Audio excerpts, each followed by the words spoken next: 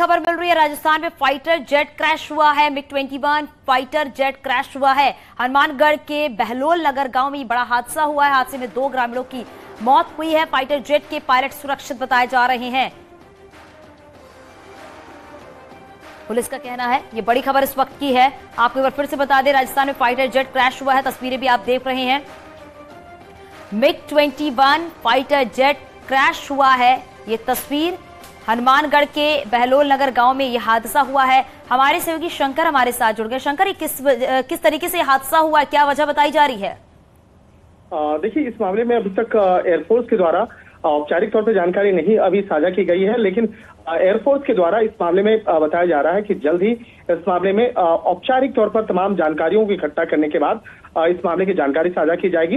Air force का जो एक दूसरा विमान है, जो एक दूसरा हेलीकॉप्टर जो है, जो राहत और बचाव करने के लिए और साथ में उस लोकेशन पे पहुंच चुकी है, जहां पर पहुंचने के बाद जो पायलट है, जो उस हेलीकॉप्टर से नीचे आया था, उसे बाकायदा रेस्क्यू करके उसे बेहतर तरीके से बेहतर मेडिकल सुविधा पहुंचाने के लिए उसे स्थानीय अस्पताल में लेकर रवाना हो रही है। इसके साथ ही जिस घटनास्थल का मुआयना भी अब एयरफोर्स के सीनियर ऑफिसर्स के द्वारा किया जाएगा, जिससे कि ये पता चल सके कि यह हादसा किस वजह से हुआ था। क्योंकि घटनास्थल पे पहुंच करके सबसे पहले जो ब्लैक बॉक्स होता है उसे हासिल करना सबसे महत्वपूर्ण होगा, जिससे कि ये तमाम बातों को समझा जा सके, जाना जा सके कि हादसे की मुख्य वजह क्या रही है। लेकिन जहां तक हमारे सूत्र बताते हैं कि इस हादसे कि जो तकनीकी तौर पर कुछ खामियां जो है आई थी, जिसकी वजह से ये हादसा हुआ है। और राजस्थान के जिस इलाके में ये विमान गिरा है, वहां पर काफी संख्या में स्थानीय लोग भी वहां पे मौजूद हैं, और स्थानीय लोग के द्वारा उस इलाके को पहुंचने की वजह से वहां पर हल्का सा जरूर तकनीकी तौर पर दिक्कतें आ रही हैं एयरफोर्स की टीम को। लेकिन सबसे बड़ी बात है, जब जिस वक्त में जो पायलट जो है जब नीचे गिरा था, तो एक नाले में गिरा था, तो उसके बाद स्थानीय लोग भी वहां पहुंच करके उसे जो कहा जा सकता है प्राथमिक उपचार दे करके उसे इस मामले की जानकारी स्थानीय पुलिस को दिया गया। और कहा जा सकता है कि थोड़ी देर के बाद एयरफोर्स के द्वारा औपचारिक तौर पर स्टेटमेंट जारी किया जाएगा कि किस तरह से बिल्कुल इस बात का इंतजार करना होगा, क्योंकि एयरफोर्स की तरफ से ही जो स्टेटस रिपोर्ट है वो जारी की जाएगी। बहुत शुक्रिया इस पूरी जानकारी के लिए शंकर। और अब बात करते हैं, यूपी में 2 सीट पर हो रहे उपचुनाव के प्रचार का सियासी शोर जो है वो शाम 6 बजे थम जाएगा। स्वार और 96 सीट पर 10 मई को चुनाव होना है, जबकि रिजल्ट 13 मई को आएगा। समाजवादी पार्टी विधायक अब्दुल्ला आजम की सदस्यता रद्द होने के बाद से सीट खाली हुई है। विधायक राहुल कोल के निधन से 96 सीट खाली हुई है। विधानसभा सीट स्वार से आपको बता दें कि सपा और 96 में अपना दल एस के विधायक थे। दोनों ही सीटों पर भाजपा दल को समर्थन कर रही है।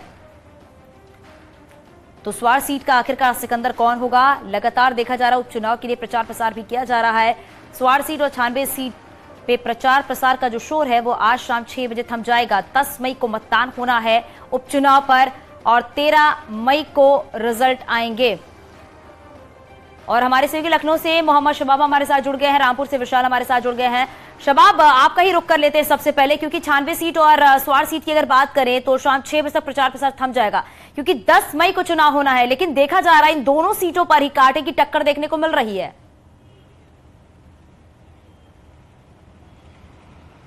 बिल्कुल, देखिए, दोनों ही सीटों पर उपचुनाव के प्रचार का शोर आज थम जाएगा। इसी कड़ी में मुख्यमंत्री योगी आदित्यनाथ भी मिर्जापुर की 96 सीट पर प्रत्याशी के समर्थन में जनसभा करने जा रहे हैं। दोनों ही सीटों पर बहुत कांटे की लड़ाई है। हालांकि भाजपा ने किसी भी सीट पर प्रत्याशी नहीं उतारा है। दोनों ही सीटों पर वो अपना दल एस को समर्थन दे रहे हैं। अनुप्रिया पटेल की पार्टी अपना दल एस ने दोनों ही सीटों पर प्रत्याशी दिए हैं। स्वार में चूंकि अब्दुल्ला आजम की सदस्यता रद्द हुई थी, उसके बाद वहां पर चुनाव हो रहा है। वहां पर भी बड़ा दिलचस्प मुकाबला देखने को मिल रहा है, क्योंकि इस बार समाजवादी पार्टी ने वहां पर अब्दुल्ला आजम की जगह गैर मुसलमान को प्रत्याशी बनाया है। यानी कि वहां पर जो उम्मीदवार हैं वो अनुराधा चौहान है, और ऐसा 21 साल बाद होने जा रहा है। रामपुर से विशाल भी इस डिटेल को बताएंगे कि किस तरह से 21 साल बाद समाजवादी पार्टी वहां पर किसी गैर मुसलमान को टिकट दे रही है। हालांकि वो एंटी इनकम्बेंसी और तमाम समीकरणों को भुनाने की कोशिश कर रही है, लेकिन समाजवादी पार्टी ने दोनों ही उपचुनाव से बहुत ज्यादा अखिलेश यादव ने दूरी बना रखी है। ना ही वो स्वार में नजर आए हैं, ना ही मिर्जापुर में नजर आए हैं। स्वार की पूरा जिम्मा जो है वो आजम खान ने ही संभाल रखा है, वही वहां पर प्रचार कर रहे हैं और हर तरीके का वहां पर कैंपेन देखने को मिल रहा है। जबकि 96 सीट पर जो राहुल कोल के निधन पर खाली हुई है सीट, वहां पर भी बड़ा कांटे का मुकाबला देखने को मिल रहा है और दोनों ही सीटों पर दिलचस्प लड़ाई है। दोनों ही पार्टियां बहुत एग्रेसिव मूड में चुनाव लड़ रही हैं। चूंकि पिंकी कोल जो 96 सीट पर समाजवादी पार्टी की कैंडिडेट हैं, ये सीधे तौर पर यह भी समझा जा सकता है कि पिछली बार चुनाव में इन्हीं की जो है लड़ाई हुई थी राहुल कोल से, यही अपोजिशन में थी, लिहाजा इन पर फिर से जो है वो दांव खेला है समाजवादी पार्टी ने। जबकि अपना दल एस ने जो है राहुल कोल की पत्नी को ही प्रत्याशी बनाया है, दिवंगत विधायक की पत्नी को ही प्रत्याशी बनाया है। बिल्कुल शवाब, क्योंकि इन दोनों सीटों की अगर बात करें, चाहे स्वार सीट की बात करें, 96 सीट की बात करें, मुकाबला बेहद दिलचस्प है। हालांकि 10 मई का इंतजार किया जा रहा है जब मतदान यहां पर होगा, फिर 13 मई को रिजल्ट आएंगे। विशाल हमारे साथ बने हुए हैं क्योंकि विशाल रामपुर में ही है। ग्राउंड जीरो की क्या तस्वीर वहां पर नजर आ रही है विशाल, किस तरह की तैयारियां देखने को मिल रही हैं? देखिए, बिल्कुल आपको बता दूं, रामपुर की स्वार सीट का जिम्मा अखिलेश यादव ने आजम खान को ही सौंप रखा है। आजम खान ही इसका प्रचार कर रहे हैं। अगर बात करें अपना दल प्रत्याशी की, भाजपा गठबंधन प्रत्याशी की, मुस्लिम चेहरे को भाजपा ने क्या गठबंधन ने अपना दल के शफीक अहमद अंसारी उनको चुनाव मैदान में उतारा है। बहुत जबरदस्त तरीके से मुकाबला है क्योंकि समाजवादी पार्टी ने हिंदू चेहरे को उतारा है, तो वहीं भाजपा गठबंधन ने मुस्लिम चेहरे को उतारा है। हमारे साथ खुद इस समय शफीक अहमद अंसारी मौजूद है, उनसे सीधे बात कर लें किस तरह का मुकाबला, क्या कहेंगे शफीक भाई?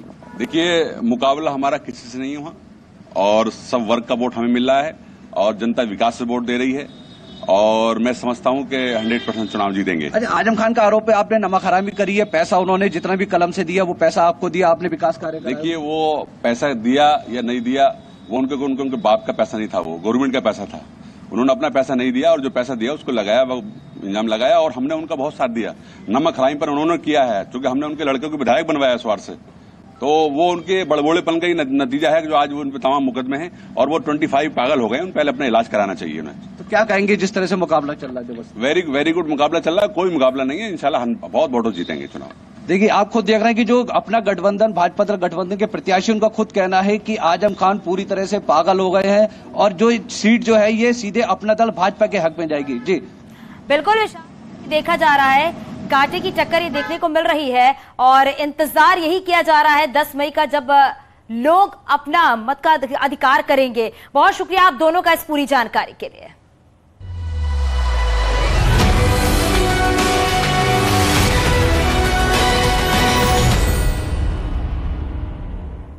अयोध्या में सीएम योगी के आगमन को लेकर सभी तैयारियां पूरी कर ली गई हैं। मणि रामदास सभागार में सीएम अयोध्या के प्रमुख तीर्थ के संत और महंतों को संबोधित करेंगे। बीजेपी प्रत्याशी गिरीशपति त्रिपाठी के पक्ष में संत और महंत को साधने का काम करेंगे। आपको बता दें, सीएम योगी 5 दिन में दूसरी बार अयोध्या पहुंच रहे हैं और इससे पहले 4 मई को उन्होंने यहां पर जनसभा को संबोधित किया था और अब एक बार फिर से सीएम योगी आदित्यनाथ अयोध्या पहुंच रहे हैं, जहां पर बीजेपी प्रत्याशी के लिए वोट की अपील करेंगे, लोगों से समर्थन मांगेंगे और तैयारियां पूरी कर ली गई हैं। अयोध्या पहुंचेंगे और बीजेपी प्रत्याशी गिरीशपति त्रिपाठी के समर्थन में अयोध्या के प्रमुख मठ मंदिरों के संत महंत को साधने का प्रयास करेंगे। हम जिस जगह मौजूद हैं ये मणि रामदास छावनी का सभागार है और यहाँ पर मुख्यमंत्री के आगमन को लेकर जो तैयारियां हैं वो बाकायदा पूरी कर ली गई हैं। लगभग 150 से ज्यादा प्रमुख पीठ के जो संत महंत हैं वो यहाँ पर मौजूद रहेंगे। इस दरमियान 45 मिनट संतों के बीच में मुख्यमंत्री मौजूद रहेंगे और इस संतों से बीजेपी प्रत्याशी गिरीशपति त्रिपाठी के समर्थन में वोट करने की अपील करेंगे। इसके अलावा मुख्यमंत्री के कार्यक्रम में थोड़ा सा बदलाव हुआ है। लगभग 1 घंटे पहले मुख्यमंत्री योगी आदित्यनाथ अब अयोध्या पहुंचेंगे और इस दरमियान वो अयोध्या में जो रामलला, हनुमानगढ़ी और सरयू तट का दर्शन पूजन भी कर सकते हैं। इसके अलावा विकास की योजनाओं पर अयोध्या के अधिकारियों से भी जानकारी लेंगे। अयोध्या से न्यूज़ 18 के लिए निमिष गोस्वामी। कानपुर में समाजवादी पार्टी के छावनी विधायक हसन रूमी का जनता ने रास्ता रोककर जमकर विरोध किया है। टूटी हुई सड़कों और इलाके में फैली अनियमितताओं के चलते लोगों ने विधायक का विरोध किया है। जनता के गुस्से को देख विधायक साहब जनता को समझाते हुए नजर आए हैं। आपको बता दें, निकाय चुनाव को लेकर जाजमऊ वार्ड 74 गदियाना इलाके में जनसंपर्क करने के लिए एसपी विधायक जनता के बीच पहुंचे हुए थे।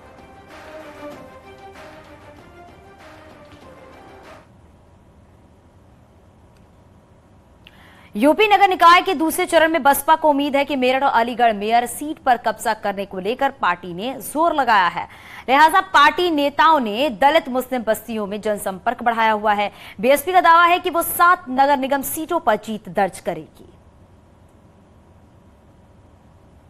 यूपी नगर निकाय चुनाव के दूसरे चरण का मतदान 11 मई को होगा। इस दरमियान 9 मंडलों के 38 जिलों में चुनाव होंगे। वहीं इस चरण को बसपा भी खुद के लिए मुफीद मान रही है, क्योंकि इसी चरण के अंतर्गत आने वाले मेरठ और अलीगढ़ सीट पर पिछली बार उसके मेयर बने थे। लिहाजा पार्टी का दावा है कि इस बार नगर निगम के साथ साथ नगर पालिका और नगर पंचायत में भी उसकी सीटों का इजाफा होना तय है। वहीं सत्ता पक्ष यानी कि भारतीय जनता पार्टी भी पूरी ताकत के साथ नगर निकाय चुनाव में जुटी हुई है। सीएम के साथ साथ डिप्टी सीएम और प्रदेश अध्यक्ष खुद ताबड़तोड़ जनसभाएं कर रहे हैं और अपने पार्टी प्रत्याशी के पक्ष में समर्थन जुटा रहे हैं। वहीं बसपा का ये प्लान कितना सफल साबित होता है, ये 13 मई को आने वाले परिणाम ही बताएंगे। वीडियो जर्नलिस्ट सोनू के साथ संदीप पांडे, न्यूज 18 दिल्ली।